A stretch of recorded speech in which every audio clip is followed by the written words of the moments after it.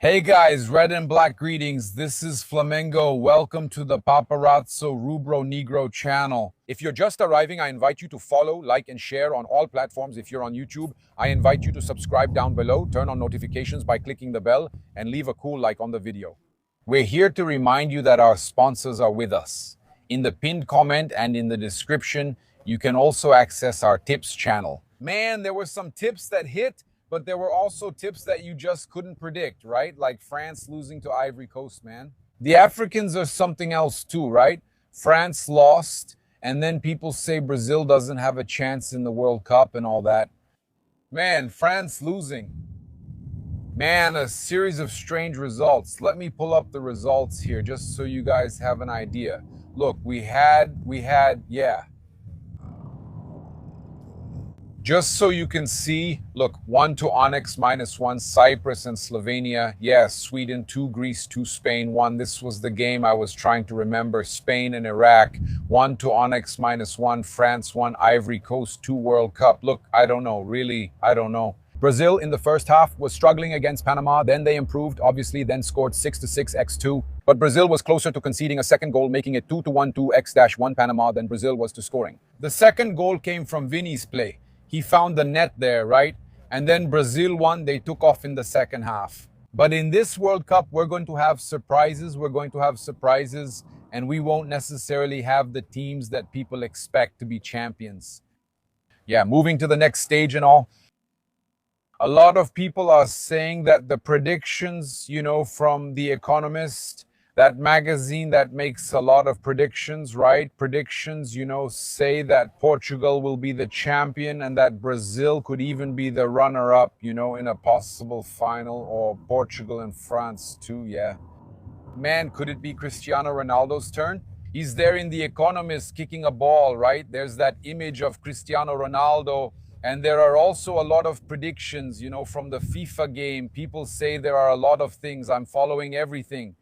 And then a lot of them say it's Portugal, and the tarot readers too. They're saying Portugal is going to be the champion. Everyone, there's a lot of confidence that Portugal is in the running. Place a little bet, huh? Yeah, man, Portugal, yeah, get some good odds, huh? Portugal to win it.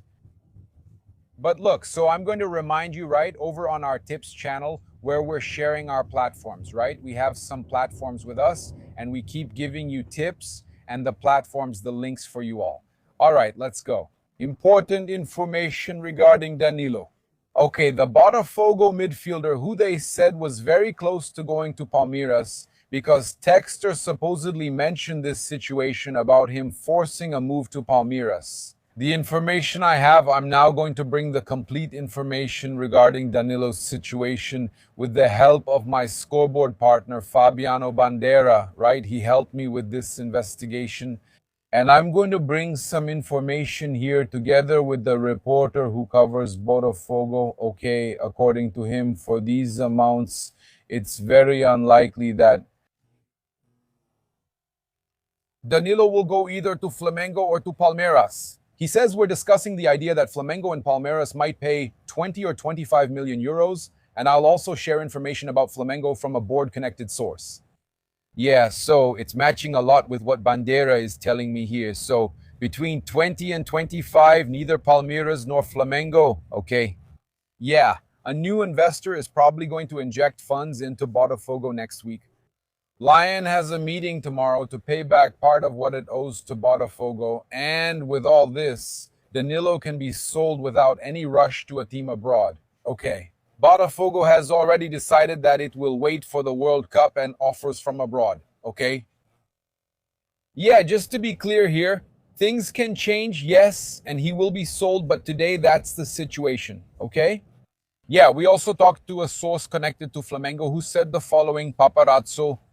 We're obviously always in the market, but Flamengo's financial situation today, with not qualifying for the Copa do Brasil, the need to sell some players whose sales were already built into the budget, but Flamengo ended up not making it happen, Alassian and so on.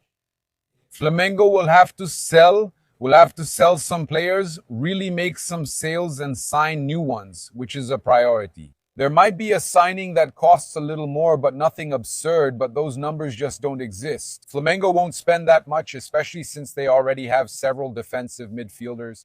Paquetá has arrived, and Flamengo feels they already have enough players in that role. So Flamengo is very unlikely to invest again in an expensive player for that position for a defensive midfielder. Flamengo will look for a forward, a midfielder, and maybe also a left back, which we've already mentioned.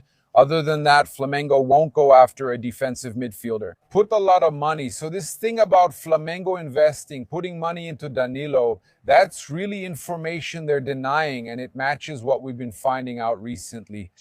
That absurd thing that Flavio Prado said on Jovem Sport. I can't understand what makes a person, look, I have to criticize, but what makes someone suggest that, say that? We already have the high prices of investments, tickets for Flamengo games and for all the teams in Brazil, which have drastically changed the audience. What we have today is an elitist audience, as many people say, a gourmet audience, Nutella.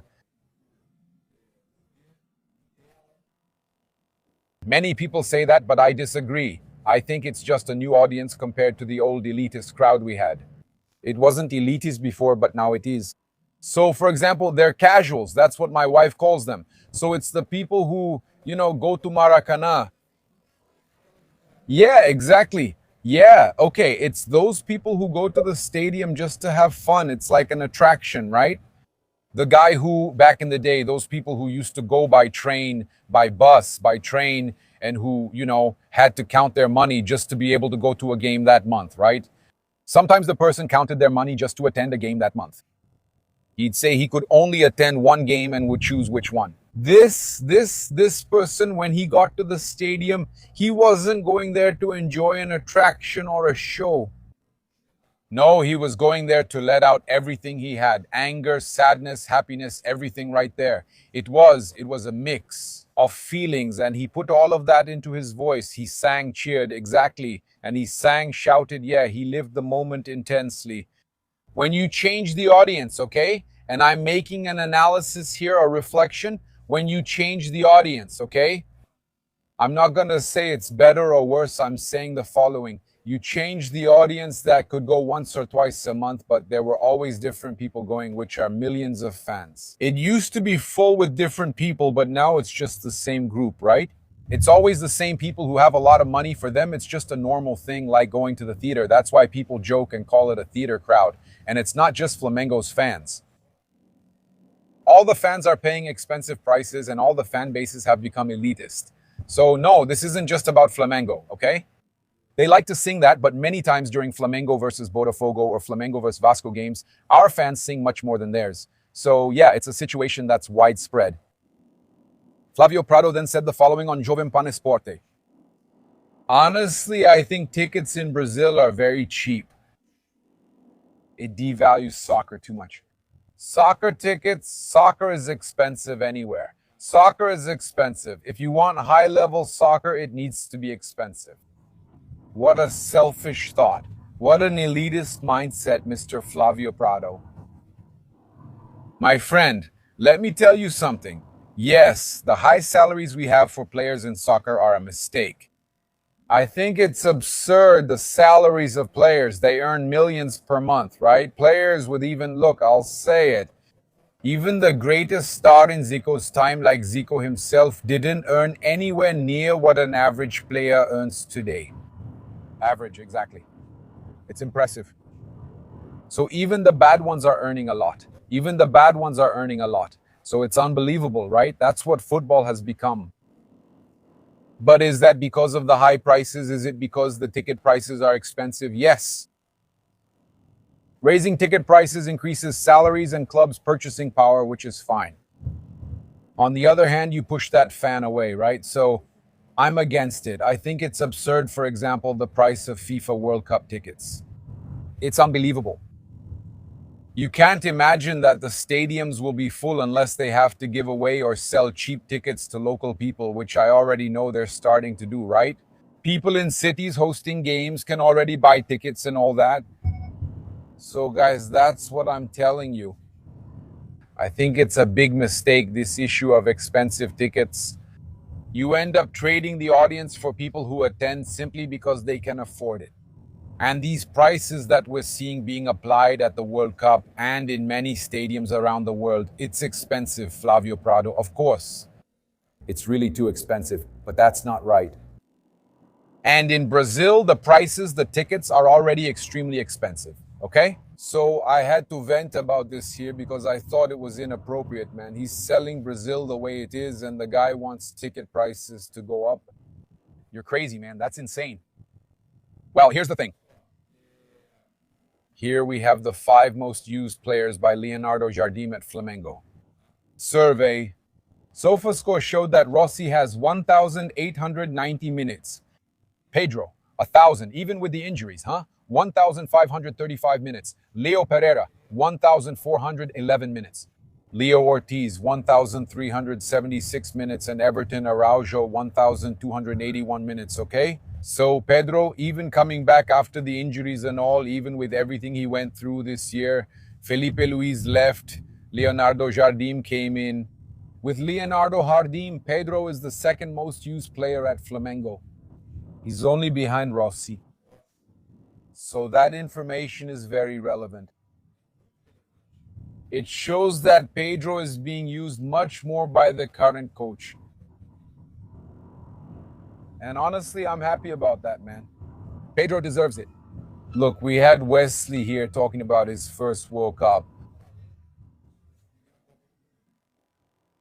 Wesley, our former Flamengo fullback. I think most people already know my story, but I didn't expect it. I admit it was a dream. Obviously, being here was a dream, but it felt distant, especially because I wasn't in Europe. It wasn't possible. Nothing was working out. Yeah, since I've been through so much, I tried to do what I did when I was going through a tough time. When nothing was working out, I tried to turn things around and all that.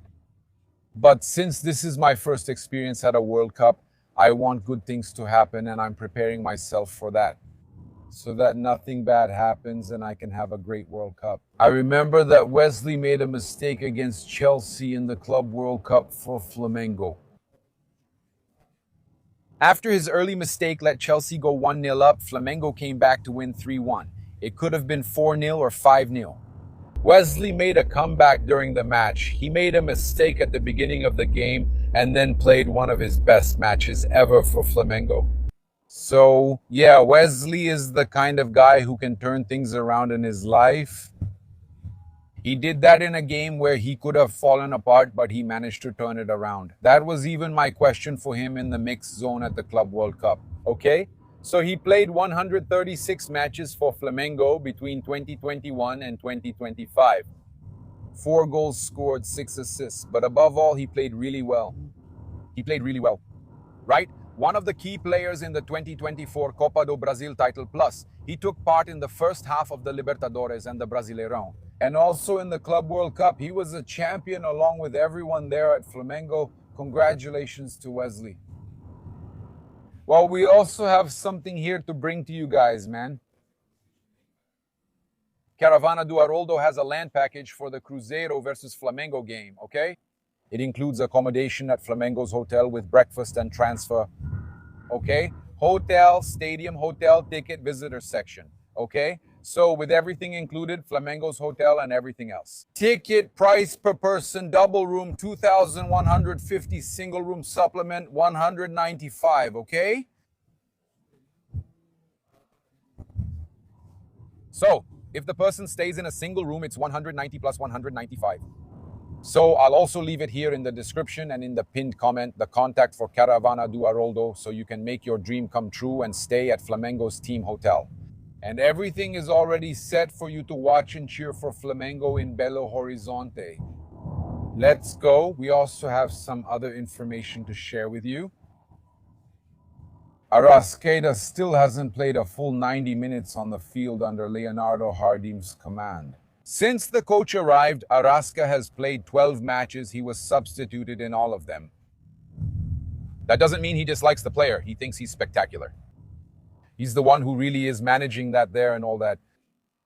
So this was the match where Arrascaeta was closest to playing for the entire match. It happened in the 2-0 win over Cruzeiro on March 11th. And in that game, Arrascaeta stayed on the field for 89 minutes. That's basically the whole game, right, guys? For God's sake. And he was eventually substituted by Luis Araujo. The only times he played 90 minutes or more in 2026 were under Felipe Luis's command. Against Internacional in the Brasileirão and against Lanús in the Recopa Sudamericana final, when he stayed on the field for 120 minutes. And Flamengo ended up losing, right? But Arrascaeta with Leonardo Jardim played 89 minutes, almost the full 90. We're talking here about player usage. Also, some players like Pedro are being used more. And everything else. Bringing this to you here. Yeah, I'm going to talk here about the Carlo Ancelotti situation. This is the information we have here. Right, who's with the Brazilian national team to share this information with us? And we've done some investigating here. Regarding Casemiro's tackle on Hendrick, yes, regarding the Brazilian national team. The impression that Carlo Ancelotti had, right? He made a really strong tackle during training on the former Palmeiras striker. And then many fans thought that Casemiro could have taken it easy so he wouldn't hurt Hendrick. And that he could have even taken him out of the cup. Man, it was ugly. He could have hit him hard there, right? And others also described Botti's action there as unnecessary. Okay, and despite this whole situation, the information we can bring to you is that this incident didn't cause anything. Okay, discomfort. There was no problem at all. There in the national team with Carlo Ancelotti. Yeah, everyone there on the coaching staff thought it was normal. And they understand that this happens in almost every training session. It's just that people usually don't have much access to watch and all that. And when they do have access sometimes, you have these images, you can capture these images, but that's normal. In fact, what they told me is that they think and consider it important to have plays like this in training, tougher plays and all that. Exactly. So that the players like Hendrick himself are prepared for tougher opponents, you know, the kind that Brazil will face at the World Cup. Okay. So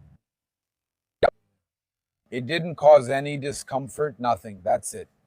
It was a big news story that day, right? A lot was said about it regarding this situation, about the challenge on Hendrick.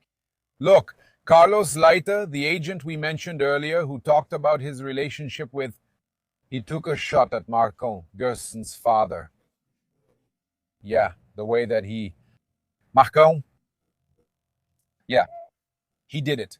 Gerson's business, he made it happen. He's also the one who manages Gerson's career. He managed and closed several deals for Gerson.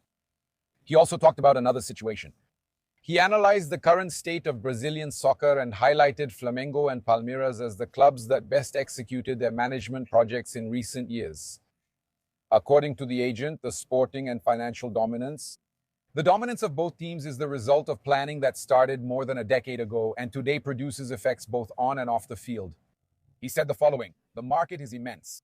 So you will have several categories, Flamengo and Palmeiras. They are dominating. Why? Because they did a good job. Yeah, we talk about Flamengo. Flamengo started this comeback in 2013. It's been 13 years that Flamengo has been working to get to the point they've reached. Yeah, Palmeiras is the same thing. It started back then with another president, Paulo Nobre, then went through Mauricio Gagliotti. Now it's with Leila Pereira. It was work they did that others didn't. No, they're not doing it. The clubs will have to prepare better because they're seeing this huge difference that exists. With Flamengo and Palmeiras, which is why there's rivalry, yeah. Then one side complains about refereeing. The other side also complains about refereeing. People here also complain about refereeing. And it's normal, right? Because of this rivalry that has formed. Do you think it's hard now for the clubs to get close to Flamengo? Because they have a very strong brand. They've been doing a magnificent job since way back. Yeah. If you look today, the president of Flamengo, Bape, he was there in 2013. So we're talking about the same team since 2013. There were minor issues, but it's the same group: Bandeira, Valinho, Landinho, and Tosh. Even Bape himself, they worked to make this happen. Now they've really professionalized things. Today we're talking about negotiating with a Flamengo that's very similar to a European club. I'm talking about a top European club. Look, a major agent in Brazil is saying that when you negotiate a player with Flamengo, you're negotiating with a top European club. Can you imagine if we had 10 clubs here like that? Flamengo today can keep a player, can bring in someone like Paquetá. Impressive, isn't it, my friends? It's impressive. It is us. We have here. Also, one piece of information important to bring to you. Regarding the left back, right, talking about the market, but will bring a player like that, more a player at the national team level. Yeah, so regarding Douglas Santos.